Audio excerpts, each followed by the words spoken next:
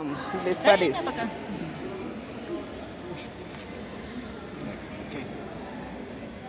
Bueno, yo se presento. Muy buenos días. Estamos en la Universidad Pedagógica Nacional para entrevistar a unos estudiantes de la OCE, Organización Colombiana de Estudiantes, un colectivo de resistencia. Quiero presentar, mi nombre es José Antonio Díaz Cortés, pero queremos que cada uno se presente. Hola, buenos días, mucho gusto. Mi nombre es Brian Jiménez, soy miembro de la Organización Colombiana de Estudiantes en la localidad de Suba y estudiante de Universidad Pedagógica Nacional. Hola, mucho gusto. Mi nombre es José Cárdenas. Yo soy estudiante de la licenciatura en Ciencias Sociales y representante estudiantil ante el Consejo Superior de la Universidad Pedagógica Nacional. Hago parte de la OCE desde mi grado 11 en el colegio en el 2012. Hola, buenas tardes. Mi nombre es Fabián Ramírez. Yo estudio también en la Universidad Pedagógica Nacional, licenciatura en Ciencias Sociales, y hago parte de la Organización Colombiana de Estudiantes desde el 2016. Bien, muchísimas gracias. Primera pregunta, Brian, cuéntanos de los orígenes del colectivo, del grupo OCE, cómo se originó, qué requisitos por ahora. Listo. Claro, la Organización Colombiana de Estudiantes nace en el 2001 cuando los recursos que recibía la educación básica cambian con el Sistema General de Participaciones, el CGP.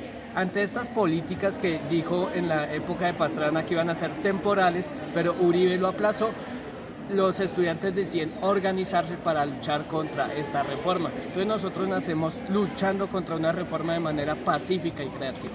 Gracias, Brian. Esta otra pregunta para cualquiera de ustedes dos. En este momento, ¿qué logros han alcanzado? ¿Qué se está haciendo para que este grupo tome más fuerza y pues alcance más logros? Bueno, primero como reforzar un poco la idea de cómo surge la OCE. Sí. En el país actualmente, producto de la Ley 30 y de la Ley General de Educación, una financia la educación superior, otra la educación básica, primaria y secundaria. Hay un debate en el país entre dos posiciones, entre quienes quieren ver la educación como un derecho fundamental, que somos nosotros, la gran mayoría de colombianos, y quienes quieren ver la educación como un servicio esencial que lo pueden brindar privados y de esta manera privatizarlo. Ese debate nos ubica en un contexto político y social en el país que se da en el marco del 2001 y es el recorte a las transferencias. Ese recorte lo impulsó el gobierno de Andrés Pastrana, promovido también en su momento por todo el sector de Juan Manuel Santos, de Álvaro Uribe Vélez, de quienes han gobernado este país y lo han hecho como lo tienen en este momento. Aprobaron esa forma de financiar la educación básica, primaria y secundaria con un único objetivo, y es recortar los recursos destinados para los colegios públicos del país. Resulta que en el año 2000 hubo una misión que se llamó la misión Alsina, un ministro, un asesor que hizo un estudio del Banco Interamericano de Desarrollo donde dice, oiga, hay tres cosas que hacer con el magisterio colombiano. Primero, son muy fuertes, hay que partirles el espinazo. Producto de eso se creó el decreto 1278 donde nos dividen al magisterio, entre los del 2277 y los del 1278. Sí. Ahora estamos peor, pero ese fue el origen. Sí. También dijeron, las universidades y los colegios hacen muchos esfuerzos para financiar los sueldos de los profesores. Luego los profesores ganan mucho, son los culpables de la desfinanciación de la educación superior, por eso hay que mirar la manera de que no ganen tanto. O sea, nos echan la culpa de las necesidades cuando no es así. Si tú quieres mejor educación, pues requieres más plata. Es así de simple. Nadie se opone a que un profesor bien formado, buen maestro, con alto nivel académico, pues sea bien pagado. Pues para eso uno se educa y para eso se forma. Y la tercera cuña que nos dice esta misión alesina, que la han venido acatando y a hoy sigue permanente, es que los profesores somos culpables de que la educación esté mal, en términos académicos. Entonces, si eso fuera cierto, nosotros seríamos culpables los profesores de que haya narcotráfico, de que haya delincuencia, de que haya violencia, de que haya corrupción, de que el país lo gobiernen quienes lo gobiernan. Entonces eso es falso.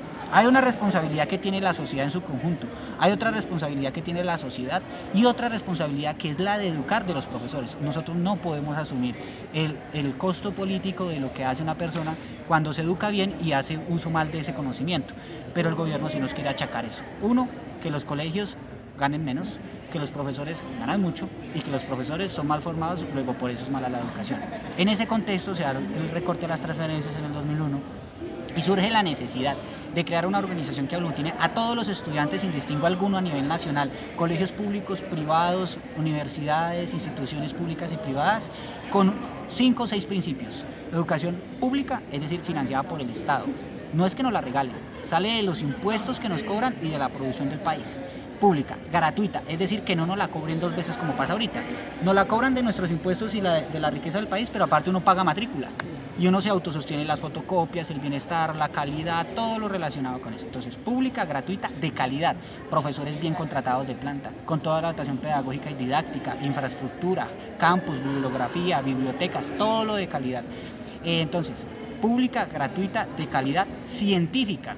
Hoy no puede ser que se sostenga la idea de que la Tierra es plana o que el mundo gira alrededor de la Tierra. La ciencia ya lo demostró y avanzó. Por eso tenemos que, en ese proceso de enseñanza y aprendizaje en la educación, se debe enseñar los conocimientos más avanzados científicamente desde las áreas que nos paremos.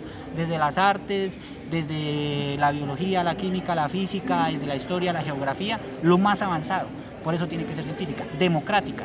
Por un lado, que el profesor se le permita la libertad de cátedra y por un lado, que al estudiante también se le garantice que así no esté de acuerdo con el profesor, lo pueda expresar dentro de la clase y se le respete su pensamiento. Pública, gratuita, de calidad, científica, democrática y uno que es fundamental. Si tú quieres un país de más avanzada, pues necesitas una educación que sea lo más avanzado. Ahora, si tú eres Iván Duque y quieres un país sumido en el desempleo, en el subdesarrollo, en la miseria, en el atraso, en la industria y en el agro, pues requieres una educación que también esté acorde a eso, o sea, atarazada, subdesarrollada, todo eso. Por eso, la última consigna que nosotros hemos acuñado es que debe ser una educación al servicio de la nación, de la producción nacional, del trabajo nacional y por ende también que le sirva a un modelo de país que avance, que se desarrolle. Son como las consignas que se crearon en el 2001 con la excusa del recorte de las transferencias, que fue la primera pelea como Organización Colombiana de Estudiantes que se dio, pero que también nos dieron un programa mínimo como Organización Colombiana de Estudiantes. Todo estudiante que esté de acuerdo con esas 6 consignas puede ser de la OCE. Esa es la idea de la explicación de los orígenes. Ya mi compañero explicará un poco más sobre historia.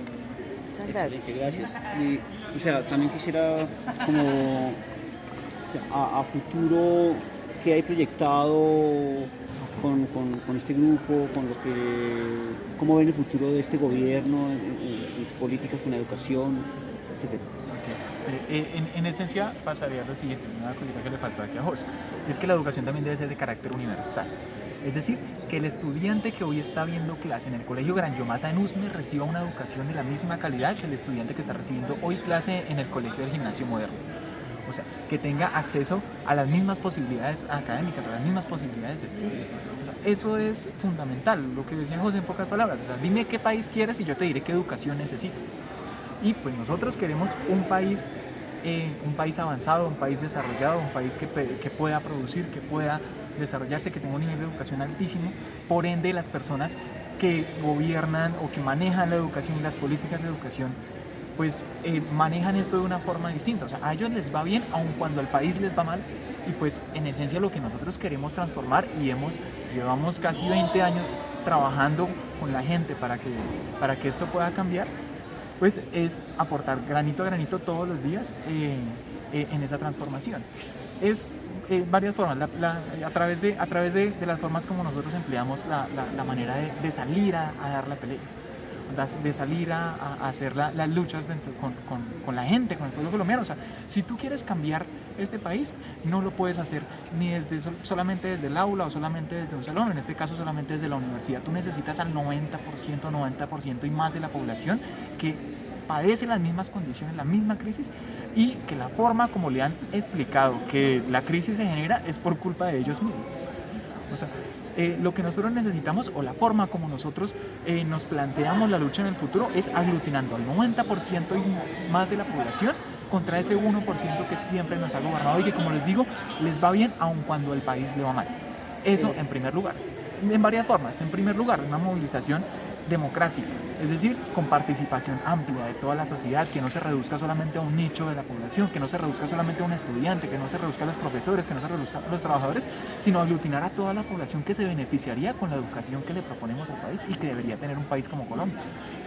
En segundo lugar, una movilización de carácter civilista, es decir, que sea una movilización que, valga la redundancia, que aglutine a toda la sociedad, que es una movilización pacífica, creativa, de lo más avanzada, que tenga una labor fundamental y sea formar a la gente. O sea, nosotros estamos en un país en donde lamentablemente Duque gana porque le hacía oposición a Santos, pero en el fondo, en la política económica, en la política educativa son exactamente lo mismo. Duque, Santos, Uribe, o sea, Uribe es Gaviria 3 y Duque es Uribe 5. Pocas palabras, y es la misma política económica, social, lo que cambia es el discurso, lo que puede cambiar es la cara, algunos son más moderados, otros son más creativos, otros tocan guitarra. Entonces, lo que nos interesa a nosotros es que la gente, o sea, que con cada pelea que nosotros damos, cada vez que nosotros vamos a la inmensa, a la mayor cantidad de la población, lo que nosotros vamos a hacer es formar a la gente, educar a la gente de muchísimas formas, y eso se hace de una forma pacífica, creativa, democrática, civilizada, y pues esa es la manera como nosotros buscamos a futuro unificar y unir al 90% y más de la población contra ese 1% que siempre nos ha venido mal gobernando con las mismas formas, las mismas intereses. Muchas gracias. Y yo escuché un video, no estoy seguro quién era, se ve que es una persona muy importante de la oposición, y él estaba diciendo, es un poco lo que usted está diciendo, dice la culpa de que este país esté como está no es culpa de los gobernantes, del gobierno. Entonces, y entonces él dice, no, es culpa del pueblo, es culpa de la gente. Entonces me empieza a explicar, ¿por qué? Porque lo que usted dice, falta educación en la mentalidad de la gente, ¿no? Pues para protestar, para unirnos, y porque se siguen eligiendo a los mismos que creen tener el poder, solamente ellos. ¿Usted qué opina de eso? ¿Qué quiera contestar? No, referente a eso, y es que a la gente siempre le echan el cuento de que el pobre es pobre porque quiere, y esto, en cierta manera, este discurso tiene metido eso. Es que preguntémonos primero, ¿qué fue primero, la gallina o el huevo? Asimismo nos debemos preguntar qué fue primero, la mentalidad de la gente o cómo se educó la gente. Entonces preguntémonos en qué contexto del país se educó la gente. Cuando a comienzos del siglo XX, cuando Estados Unidos comenzó a influir en las políticas aquí en Colombia con la separación y demás, la educación también se vio afectada, y una educación para un país subdesarrollado.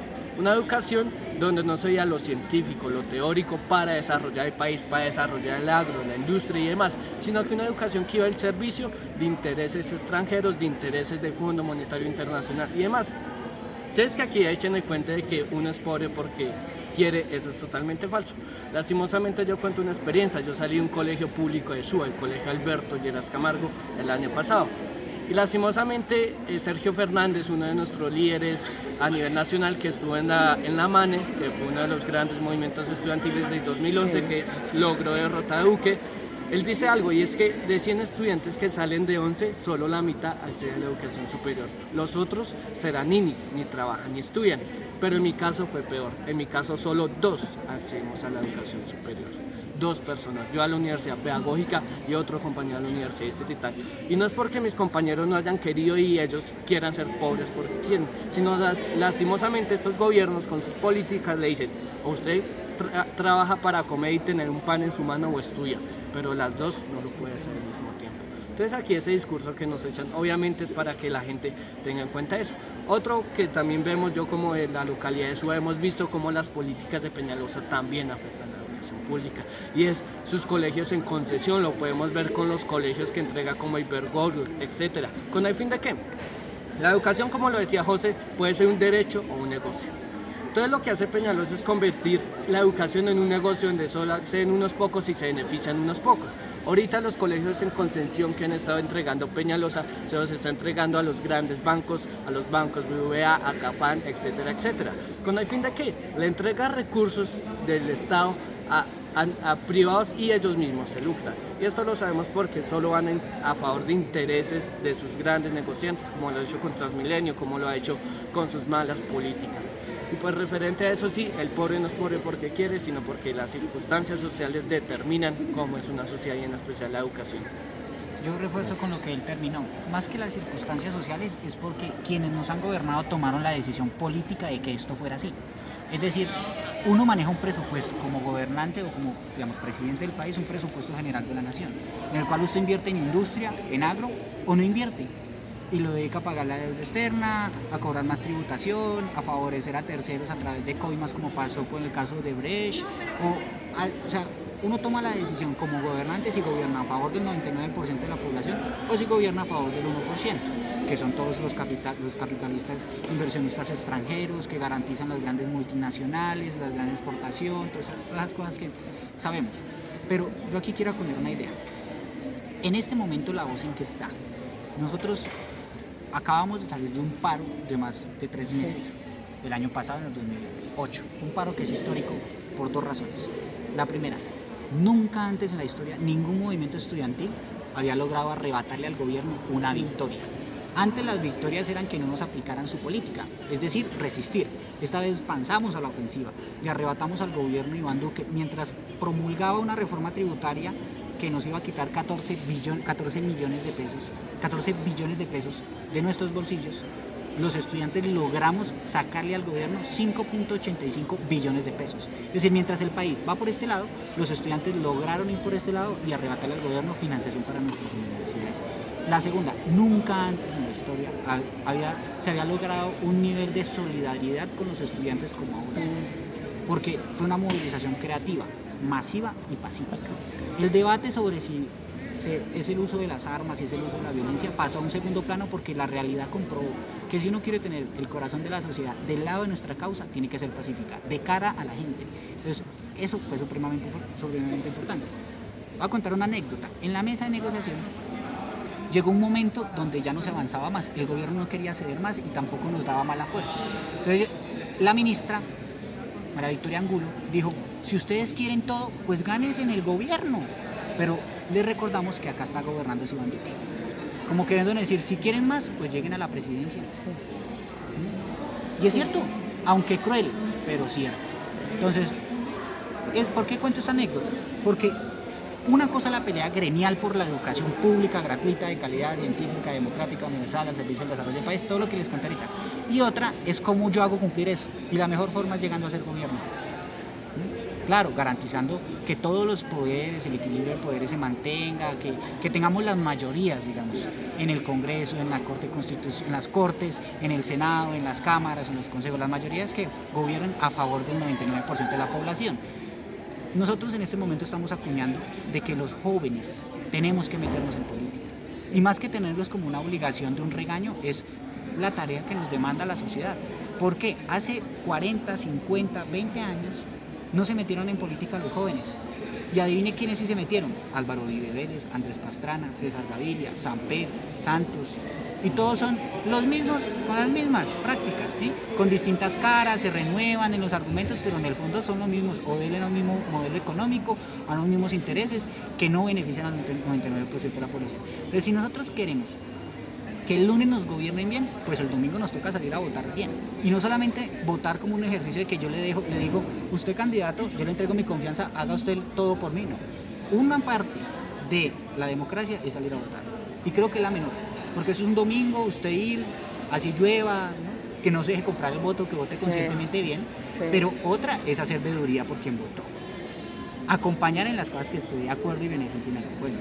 Movilizarse, construir propuestas, y enfrentar la política neoliberal de Estados Unidos, o sea, Colombia es una neocolonia de Estados Unidos, no nos domina como España, pero obedecemos a sus intereses, que eso lo vuelve la segunda característica del país, y es que somos semifeudales. El mundo pasó al capitalismo y nosotros nos quedamos siendo semifeudales. No somos feudales, pero tampoco llegamos al capitalismo, nos quedamos ahí en la mitad. ¿Cómo es posible que mi papá, José Antonio Cárdenas, vive en Buenavista, Quindío, se tenga que levantar a las 6 de la mañana a bolear machete, cuando eso fue resuelto en el capitalismo con un tractor, una guadaña, ¿sí? Con máquinas que la revolución industrial resolvió?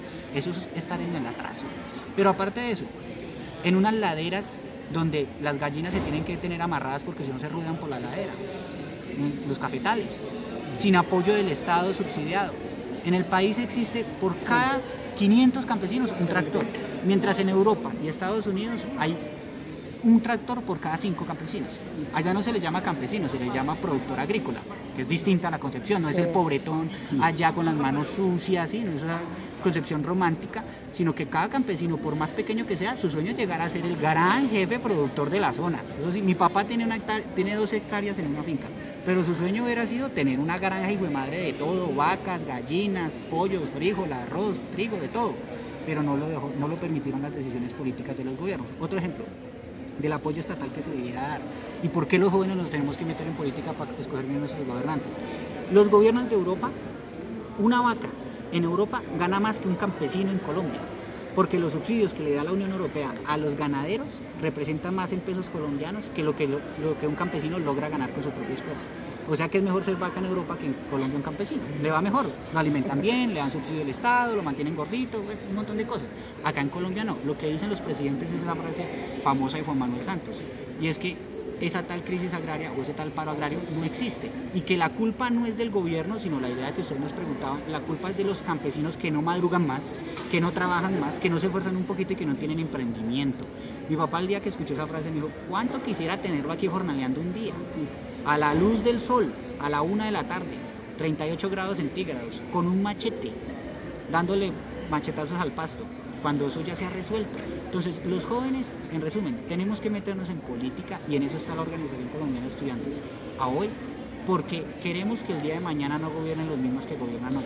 Porque así como en el pasado los jóvenes de su momento no se metieron en política y permitieron que los que hoy nos gobiernan se metieran, pues nos toca meternos a nosotros para que no gobiernen el día de mañana los Iván Duque, los Juan Manuel Santos, los Álvaro Uribe Vélez, sino que sean los Fabianes Cárdenas, los José Cárdenas, sus compañeros, su merced, que gobiernen el día de mañana a favor del 99% de la población. Muchas gracias, muchachos. No sé, algo más. ¿Nos íbamos que... alargando? No, pues, Quisiera ¿qué quieres decir? pues Yo quisiera saber también Pues, cómo nosotros como, que siga como hablando, sí. profesores, ¿cierto? Exacto. Que debemos, si tenemos la misión de crear conciencia, ¿cómo podemos ayudarles? O sea, yo creo que Brian me entiende porque él ha estado allá y es mala resistencia, ¿cierto? Inclusive de los directivos. Tú te has dado cuenta que eso ha sido una pelea. ¿Cómo podemos nosotros desde el aula, ¿sí?, colaborar con la OSI? Algo así específico, algo claro que podamos llevarle a nuestros compañeros de la maestría, que hay más o menos el 80% de los que están estudiando allá. Sí, teniendo en cuenta, por ejemplo, que hay profesores de todas las áreas, de religiones, sociales, Ajá. bueno, etc. De química. Nosotros internamente funcionamos gracias a la disciplina, a la formación académica y política y a la organización. O sea, la organización permite también que la lucha se mantenga en el tiempo. Y en eso FECODE y la ADE, un sindicato importantísimo dentro de FECODE, han sido una piedra en el zapato para el imperialismo dentro de las políticas regresivas en Colombia. Y no solamente defendiendo la educación, sino defendiendo la soberanía nacional, defendiendo la producción. O sea, siempre han sido una piedra en el zapato que pues de muchas formas han intentado menoscabar o han intentado opacar. Desde desprestigiando la labor docente, con lo que acabamos de explicar, desde desprestigiando los colegios, desfinanciándolos, atacándolos de múltiples formas. O sea, la formación, la organización y la movilización, que es lo que permite también. O sea, sí hay algo que ha permitido que la educación en Colombia se mantenga pública como se ha mantenido, que tenga las victorias que ha tenido. O sea, ha sido FECODE y la ADE. Y se las pongo así, o sea, todo lo que no se gane a través de la lucha es efímero. Y pues la organización es la que ha permitido que todo esto se mantenga. Y que pasemos, si bien nos mantenemos todavía en Colombia en una política de resistencia frente a las políticas orquestadas por organismos internacionales financiados por Estados Unidos, lo que nos ha mantenido en Colombia a hoy es la lucha del pueblo colombiano. Y la mejor forma y la mejor expresión de esa lucha es la lucha sindical, y la mejor forma de entender o de explicar o de abanderar la lucha sindical es que los maestros en Colombia tenemos un sindicato que es el sindicato más grande de América Latina, que es un sindicato muy fuerte, que el sindicato, o sea, la tasa de sindicalización en los maestros es altísima, y eso también es producto de lo que nosotros podemos hacer, la capacidad de entendimiento que podemos tener nosotros en la crisis que nosotros mismos estamos viviendo. La solución no viene de los que la han generado. Estamos en un año electoral, por ejemplo, y los partidos políticos que hacen ahorita su campaña la hacen criticando la gestión que han venido haciendo en los 4 años anteriores. Y eso pues, los maestros lo entienden muy bien, y por eso es una piedra en el zapato para las políticas del imperialismo en Colombia.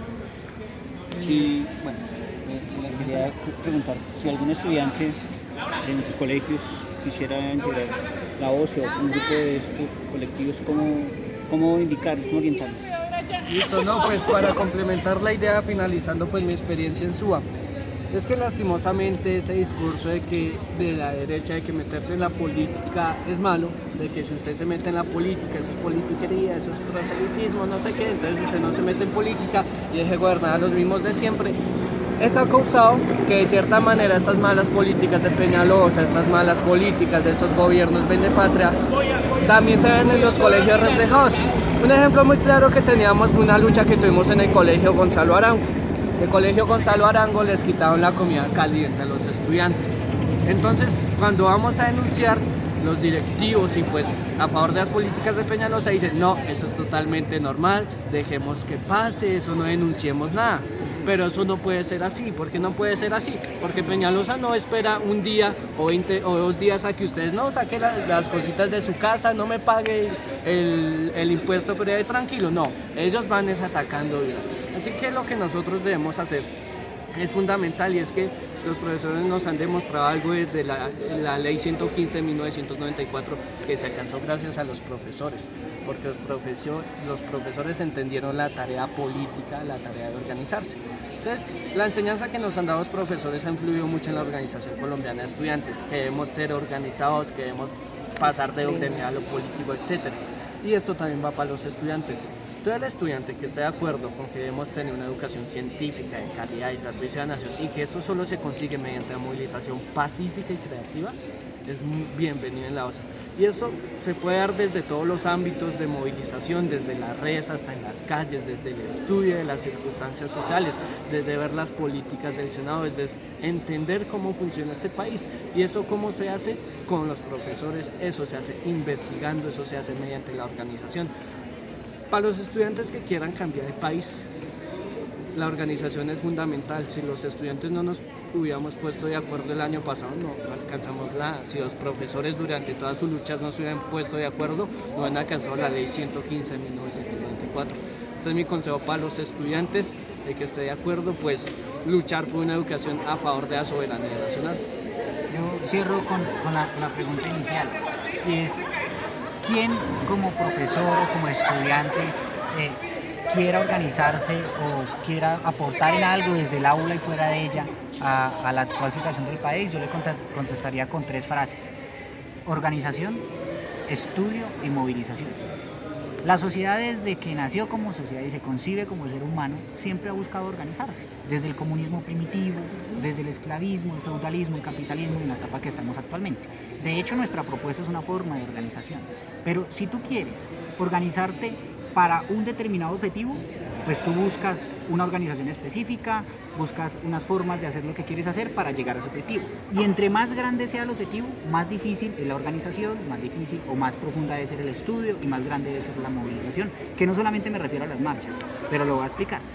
Si tú estás en el barrio y quieres solucionar el problema del hueco del frente de la casa, pues tú te organizas con los vecinos del barrio que le afectan el problema, le exigen a la Junta de Acción Comunal y a la alcaldía local que es lo que tienen que hacer. Entonces, para eso, ¿quiénes se pueden organizar? Todos los de la localidad. ¿A quiénes le exigen? Al alcalde local. Pero si tú quieres cambiar la ciudad, tienes que organizarte con todo y cada uno de los bogotanos para exigirle al Consejo de Bogotá y al alcalde. Pero si tú quieres cambiar el país, te tienes que organizar con todo el país, el 99% de la población, para cambiar el país. Entonces, según tus objetivos, te planteas unas formas que deben de estar de acorde al nivel de conciencia, de iniciativa y de organización de la gente. Entonces, ¿yo qué creo que le hace falta hoy en el tema de profesores y estudiantes?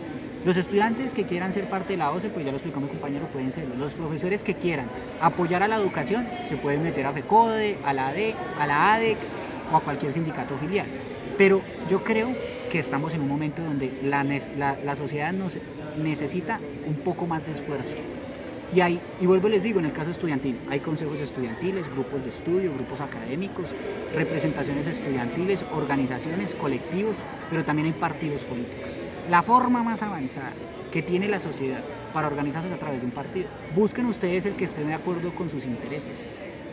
Y diga, este partido se acerca más a mi pensamiento político, me meto, me organizo y apoyo esas ideas para que el día de mañana la pelea no sea contra la ministra de Educación solamente de FECODE a la ministra, que está bien, sino que la pelea sea de un gobierno contra un partido que quiere ser gobierno y cambiar totalmente la situación del país. Estructural. Muchas gracias. Ya respecto al grupo de ustedes, ¿hay un formato para inscribirse, el protocolo? No, pues en esencia, sí, la organización quería primero sustentar un poquito lo que había dicho, y es que existen EPS en la salud porque no había un FECODE en la salud, que no había una forma de defender la salud. Eso fue lo que provocó que saliera la ley 100.